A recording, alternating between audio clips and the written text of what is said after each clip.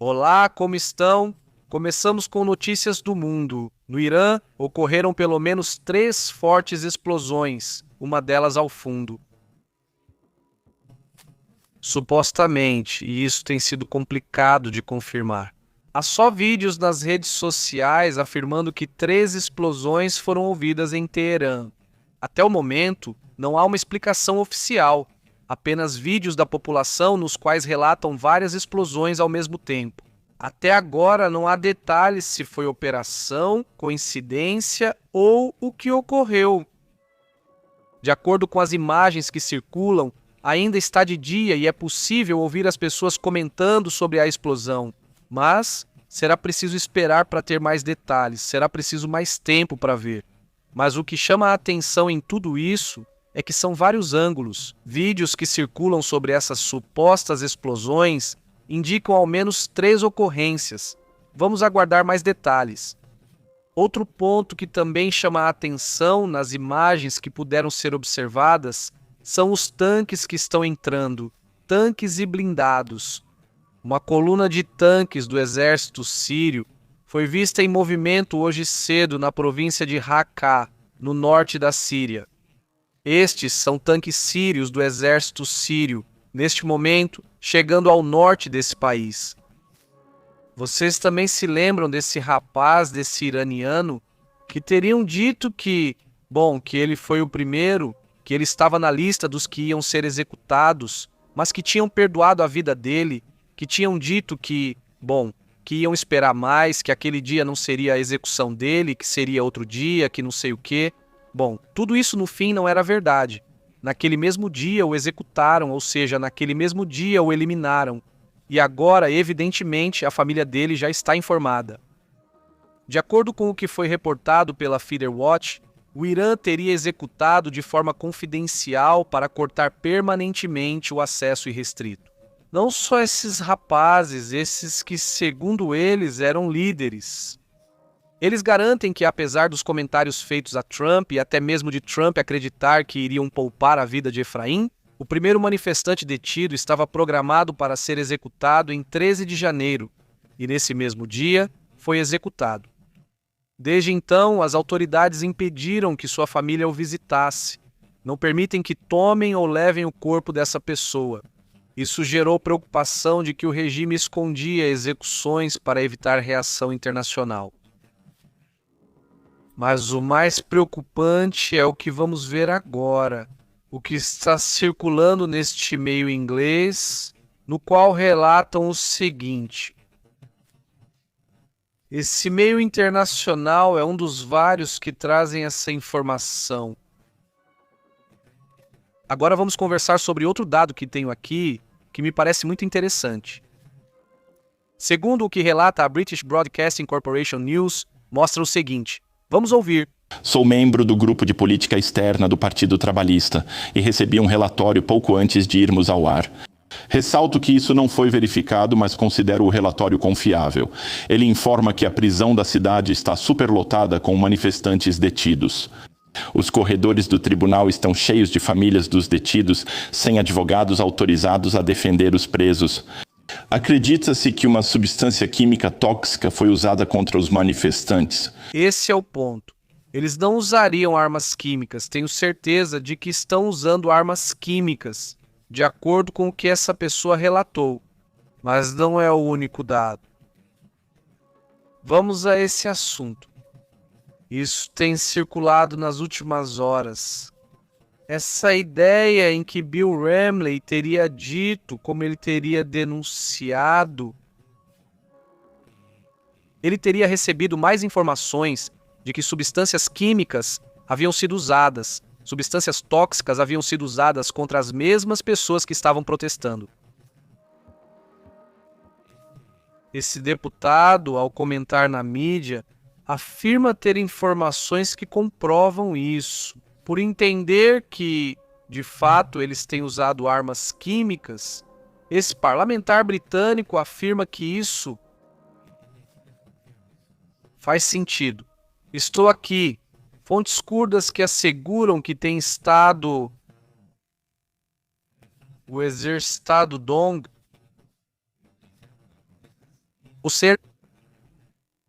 Mas quem está com ele na direção?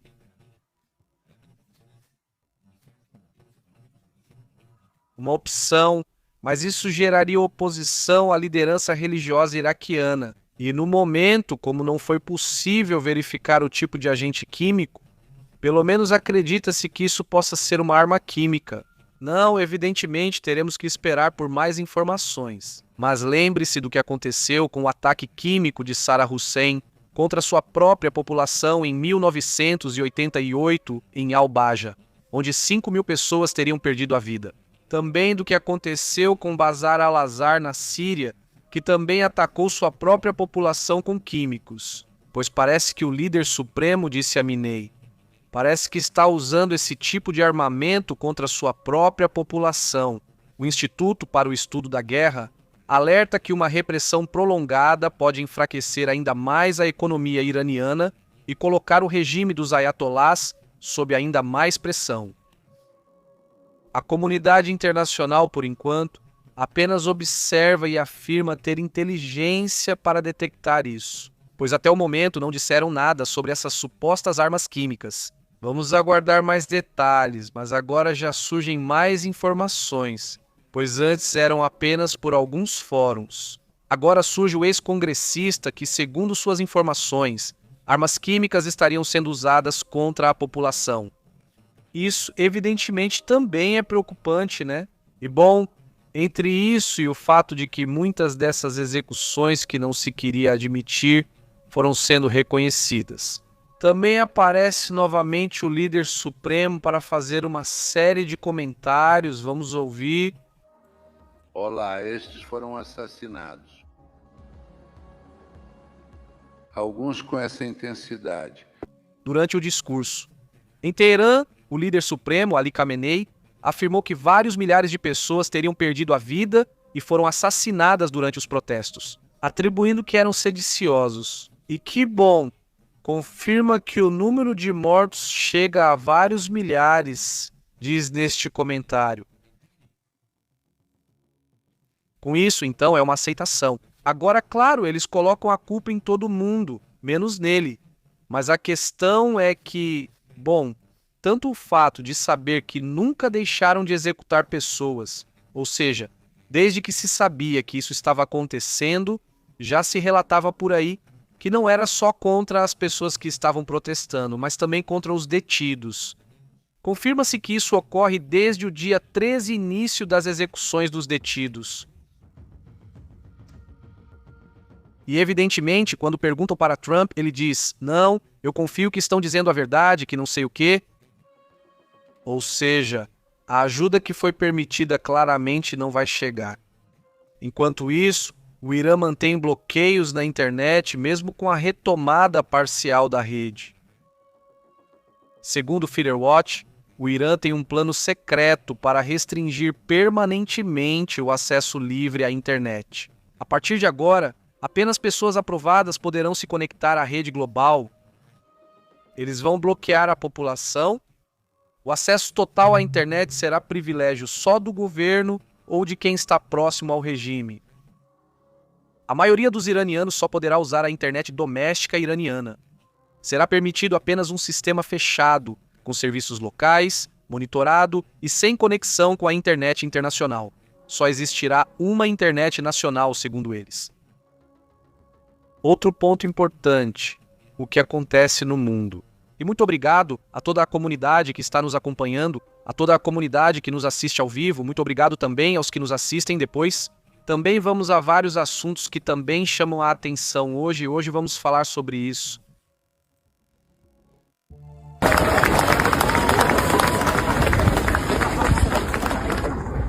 Bom, essas são parte dos protestos que aconteceram lá em Copenhague, na Dinamarca, a favor da Groenlândia e para que a Groenlândia continue pertencendo à Dinamarca. Evidentemente, esses protestos são em parte por causa do que Trump quis forçar, que é a venda ou a tomada à força da Groenlândia. Isso é bom, mas enfim, vamos continuar com o assunto do Irã, com o que está acontecendo no Irã. porque foi relatado que o herdeiro, o que era o herdeiro na época, não este, Reza Pahlavi, o filho do Shah, já teria confirmado que eles têm um plano de 100 dias. O plano de 100 dias, segundo ele, é para fazer uma transição de governo. E ele afirma que a deserção dentro do regime já começou, ou seja, já há pessoas, de acordo com suas informações, segundo seus dados, há pessoas do regime que já estão abandonando seus cargos, que há uma fuga de capitais. E que nesse reaparecimento que ele faz, lança uma série de mensagens bastante interessantes. Ele propõe uma transição democrática em 100 dias e pede ataque militar seletivo ao regime iraniano.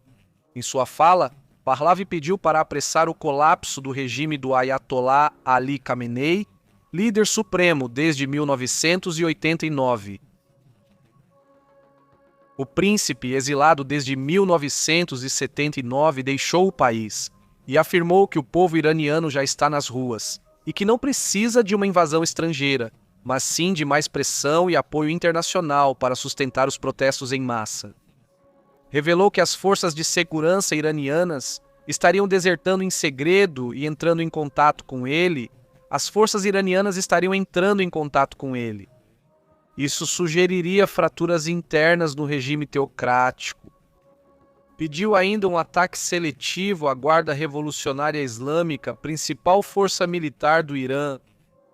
Pahlavi também propõe uma folha de rota pós-regime, uma fase de estabilização de 100 dias apoiada por empresários iranianos, seguido de eleições livres com observadores internacionais para definir se o Irã será uma república ou uma monarquia constitucional.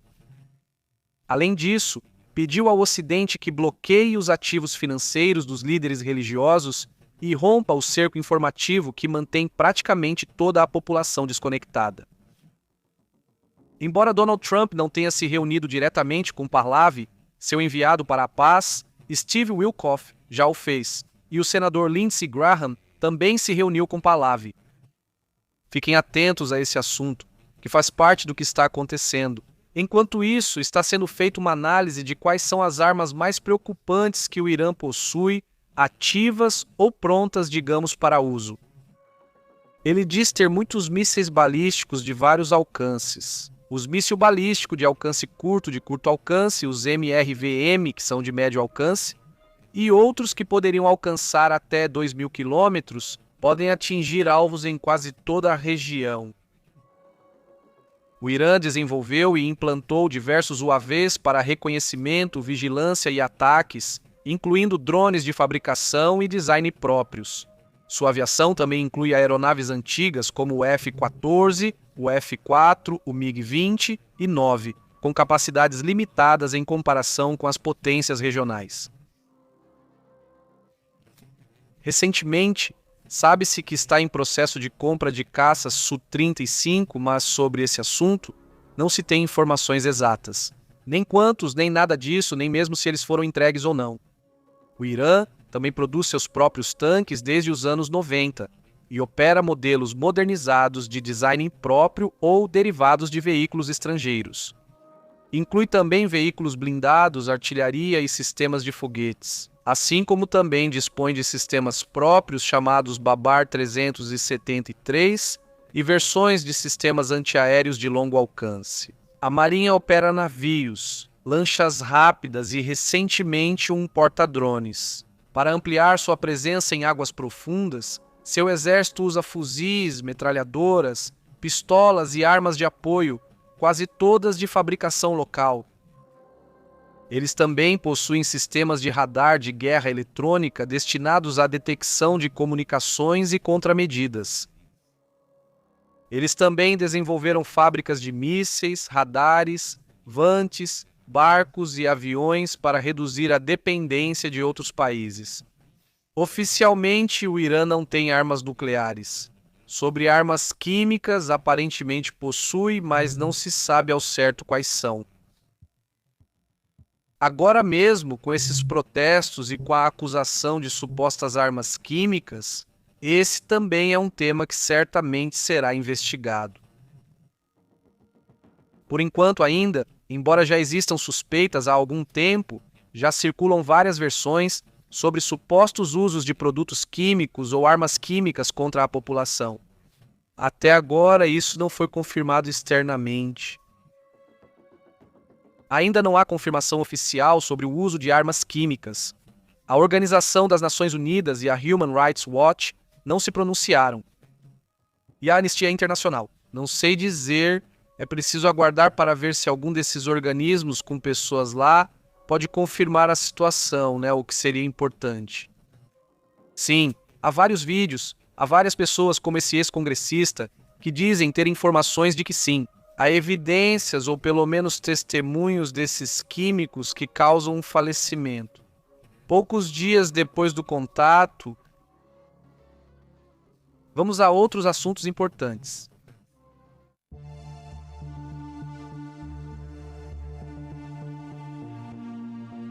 No Sudeste Asiático, o regime chinês havia enviado navios e aviões para vigiar um destroyer dos Estados Unidos.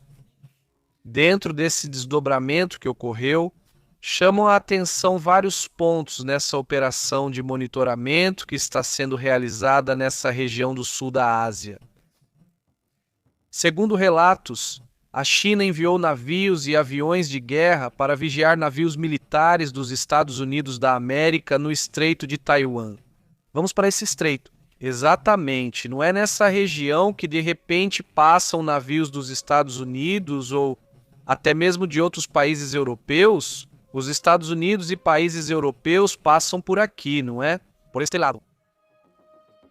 Ele enviou navios e aviões militares para vigiar a região, segundo relatos. Acima de tudo, acompanhar de perto o destroyer USS John Finn e o navio Mary Sears não seria bom, enquanto passam por esse estreito até Taiwan. Sabe-se que hoje e amanhã e ontem, hoje, dia 17 de janeiro, eles vão estar circulando.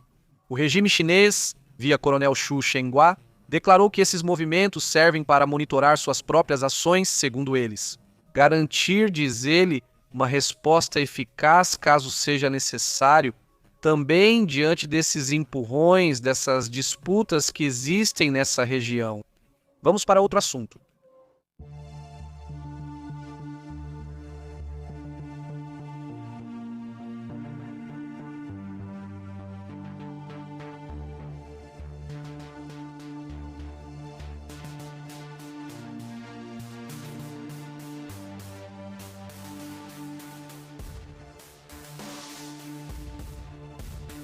Vamos rapidamente para os comentários e depois vemos se há algum outro assunto também importante. Não, enquanto pudermos ir atualizando o que está acontecendo no Irã, o que está acontecendo lá na Venezuela. Bom, em vários temas internacionais, evidentemente não. Se confirmada a utilização de armas químicas, será muito preocupante e lamentável. O que está acontecendo com essas explosões também chama a atenção. Não vamos. Foram muito seguidas uma após a outra, foram 3 grandes explosões, todas na capital. Não houve relatos, por exemplo, de aviões, então não fica necessariamente como se fosse um ataque com aviões, pode ser algo interno. Essa é a parte que ainda deixa dúvidas sobre o que poderia ser. Com toda a falta de internet que há agora nessa região, fica um pouco complicado ter todos os dados, todos os detalhes, não é? Mas algo está acontecendo. E vamos tentar descobrir durante as próximas transmissões ao vivo, certo? Olá, Karim, como você está? Obrigado por nos acompanhar neste fim de semana. Saudações, Biozói, como você tem estado? Também para Monique Polango, como você tem estado? Tudo bem? Saudações para Eliseis 1847, tudo bem com você?